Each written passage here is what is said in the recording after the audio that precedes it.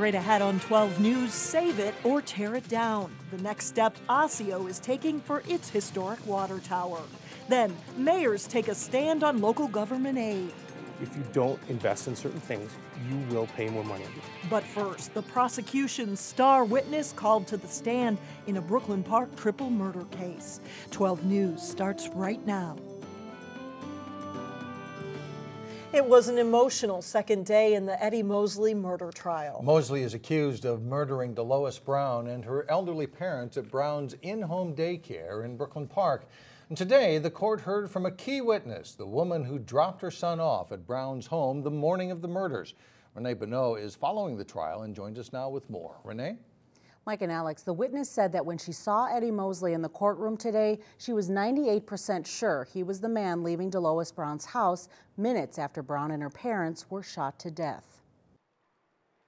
The woman testified she dropped her 4-year-old son off at Delois Brown's in-home daycare at about 6:15 on the morning of April 9th last year. She said while walking back to her car, she noticed a man wearing a hooded sweatshirt on a bicycle who looked as if he was going to turn into Brown's driveway, but changed his mind when he saw her. She said as she drove away, she watched him make his way back toward the house. She told the court that's when she called Delois Brown and said, "There's a suspicious man outside your door." The woman said she heard a commotion on the other line. Brown said, "Hey, you, stop." Then the phone went dead. The woman said when she returned to the house, she saw the man in the hooded sweatshirt come out the front door, stuff something in his clothing, and get back on his bike and ride away. She said at one point he looked right at her and she got a good look at his face. In addition to her testimony, the prosecution played a recording of her 911 call in court. The witness, as well as several of Delois Brown's family members in the courtroom, wept at the point in the call when she found Brown and her parents. Investigators were never able to recover the weapon used in the murders or the bicycle the witness said she saw the suspect riding. So her testimony plays an important role in the prosecution's case. Mosley's attorney, meanwhile, told the judge it was hard for him to believe the witness has not been influenced by media reports. He had a chance to cross-examine the witness in the afternoon. Mike? All right, thanks, Renee. A Golden Valley man is accused of trying to have sex with a teenage boy. That boy turned out to be a St. Paul police officer. According to the criminal complaint, Stephen Schultz put out ads on Craigslist that police believe were targeting minors. Schultz eventually arranged a meeting with a person he thought was a 15-year-old boy. He then drove to St. Paul only to be arrested by police. Authorities have identified a body found in the St. Croix River as that of a missing Brooklyn Park snowmobiler. James Frentress had been missing since February in Pine County, where he and 2 others were snowmobiling on the St. Croix River. Frentress hit a large patch of open water and went under. 2 officers with the Wisconsin DNR discovered the body over the weekend. State senators are considering a major tax bill that would provide a tax exemption for a drug manufacturer who wants to move to Brooklyn Park. Baxter International plans to bring nearly 200 jobs to a vacant biotechnology facility near Highway 610. Lawmakers are considering giving Baxter a tax break on construction materials. It's part of a tax bill that includes a $1.8 billion tax increase. The money would be used to close the budget shortfall and reduce property taxes. A final Senate vote could come by the end of the week. As the budget process marches on at the state capitol, local mayors gathered in Brooklyn Park to support Governor Dayton's proposal to increase funding for local government aid. Since 2002, the money local cities get from the state for basic services has been cut by 24%. Governor Dayton is proposing a more than 18% increase with $80 million for local government aid. A bipartisan group of mayors thinks it's time for the state to invest in its cities. Surrounded by children at the Zanewood Recreation Center, local mayors likened the state's investment in local government aid to an investment in the future of our youth. If we don't give them hope, bad things usually happen.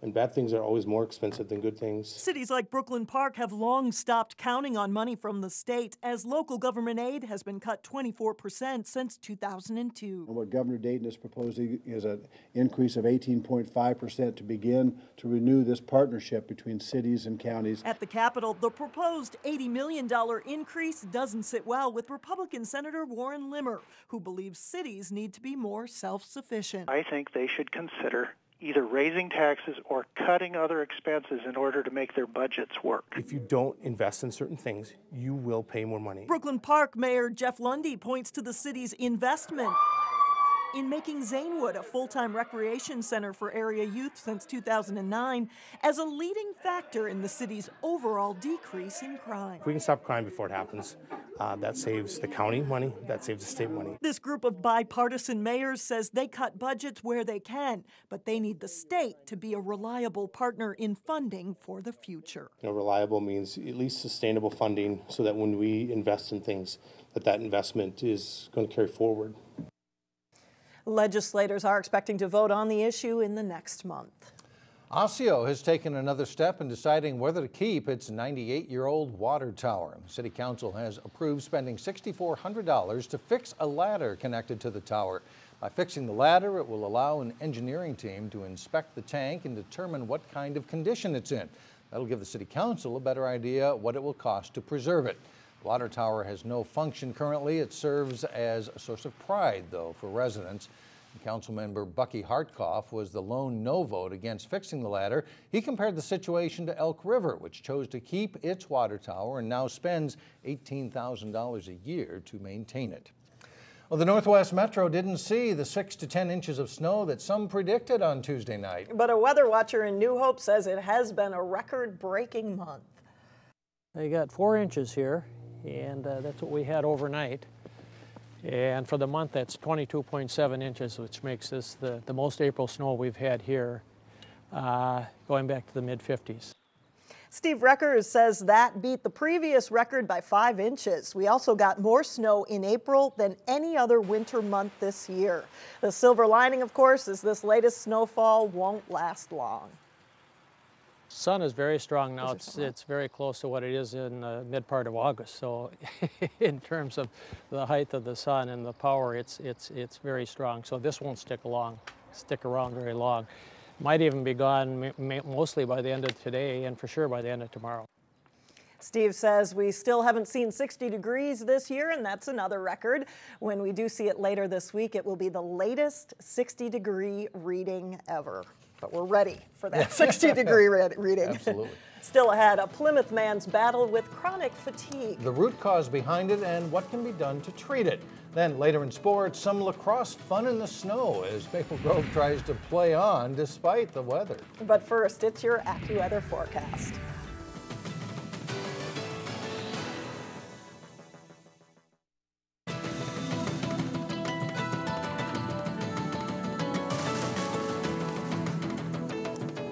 A detective who helped shut down an identity theft ring is among those honored for doing exceptional work. The Hennepin County Sheriff's Department held its annual award ceremony in Brooklyn Park on Monday night. Detective Bernie Bogenreef linked a series of car break-ins to one ringleader. It turns out he had been recruiting drug addicts to help him steal credit cards, checks, and cash. He himself would break into the cars, and then he would have females. Usually it would take female purses, and then he'd have females go do the redemptions on the cards. They would purchase merchandise, then return it, then get gift cards, and then redeem the gift cards for cash. So we had to track all of those things through the process to be able to catch them. And Bogenreef says 5 steady months of work led to a conviction. The ringleader was sentenced to 28 years in prison because he was linked to so many cases. More than 500,000 people in the United States have a rare genetic disorder called primary immunodeficiency disease. PI disease affects the cells, tissues, and organs of a person's immune system and makes them highly susceptible to infection. But as Delane Cleveland reports in today's Health Check, PI disease is treatable with early detection and a little help from the public. This week at the Midwest Immunology Clinic in Plymouth, more than a dozen people got together for a common goal: to raise awareness for primary immunodeficiency disease. People with immune deficiency have recurrent infections with common things: sinus disease, recurrent ear infections, bronchitis several times a year. It affects about 500,000 people in the U.S. I've had 17 surgeries. I've been hospitalized probably 30 times. Frank Mewers of Plymouth is one of them. There was a couple of years where I simply got out of work, got in the car, went home, went to bed. That's all I could do. It was the result of chronic fatigue, a byproduct of immune deficiency. But doctors say it can be diagnosed at an early age with a simple blood test. If they have low T cells, they're looked at to see if they have this disease. If they do, they can be cured with a bone marrow transplant. before they ever get sick. In the past, we had to wait till they had almost a lethal infection before they're diagnosed. Frank wasn't diagnosed as a baby.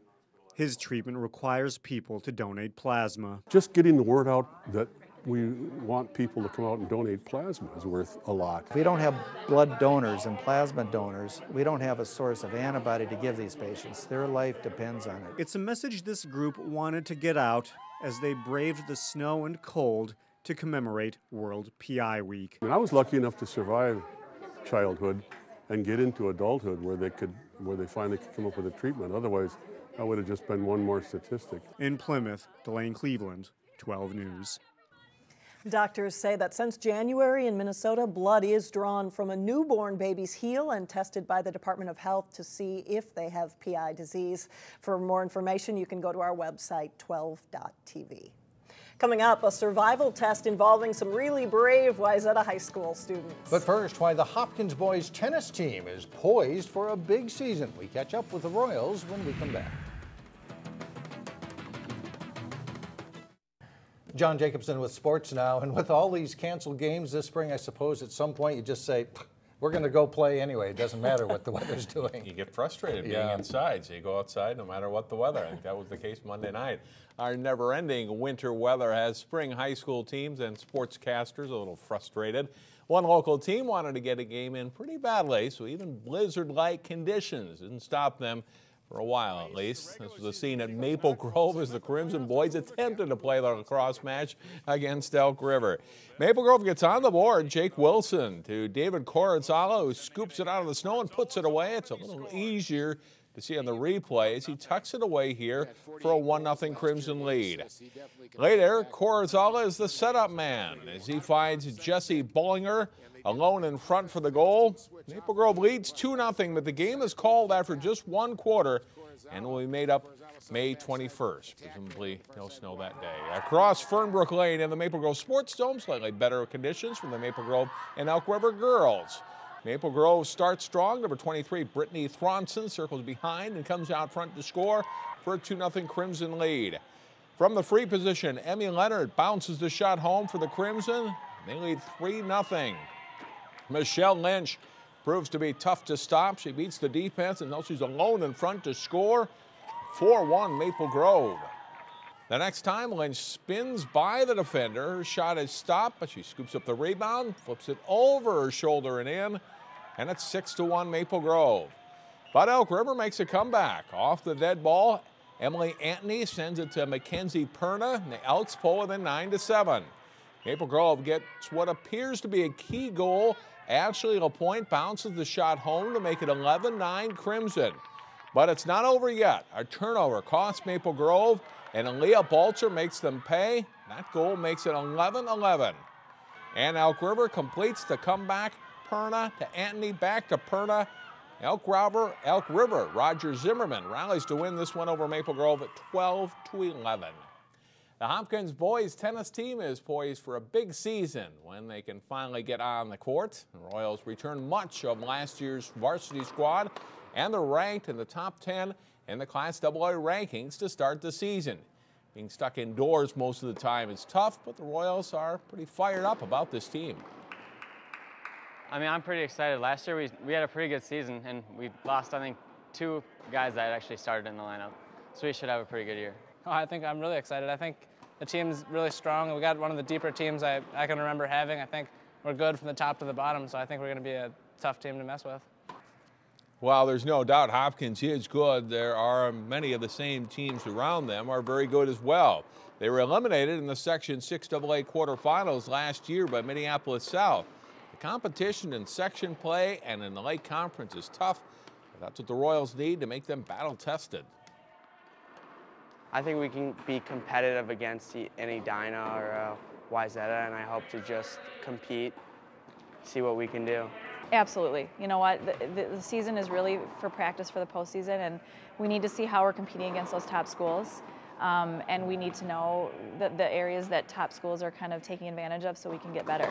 So it'll push us this year, which is good.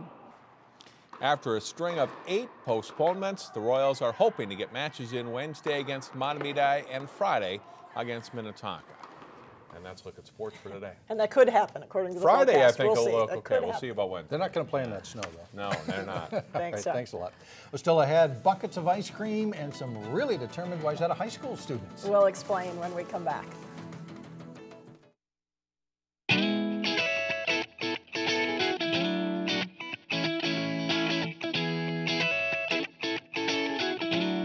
Students at Wayzata High School are putting their survival skills to the test. Sonia Goins shows us how they are using a popular television show to raise money for students in need.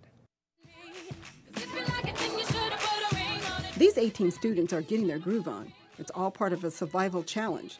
And just like the popular television show, they've got to perform certain skills. Instead of doing challenges on a deserted island, contestants are put to the test in downtown Plymouth and Wayzata. We had a scavenger hunt in downtown Wayzata. Contestants search high and low for items at local businesses. We got the businesses involved and had a good time down there. And they also had to eat buckets of ice cream as fast as they could, with no spoons, of course. So last night, Grant Smith had to spin the wheel. There are also some challenges during the school day.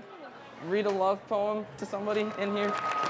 Have I told you yet how much you mean to me? Have I told you yet about all the happiness you bring? Survivor participants have to endure hard times. They've got to sleep at school with no electronic devices. And just like the television show, students are voted off the island. I think that she's the weak link in our team. Have I told you yet that you mean the world to me? Participants say all the fun and games are worth it. Proceeds from the game go towards the school's Fund a Need program. That program helps students who don't have financial resources. It's kind of hard to notice sometimes when you go to a school so big, but it's very humbling to know that we can help everyone here that goes here. School officials say more students are using the program than in years before. There are a lot of kids that maybe don't take a specific art class or classes that they know have field trips that maybe there's a special class fee or field trip fee associated with it. In Plymouth, Sonia Goins, 12 News. The school is trying to raise at least $3,000 for the cause, and if you'd like to help them donate, you can get the information on how to do that by logging on to our website at 12.tv. And who are we going to vote off the island? Yeah, you wonder how they're doing on that no mobile devices, too. Right, Yeah. you know.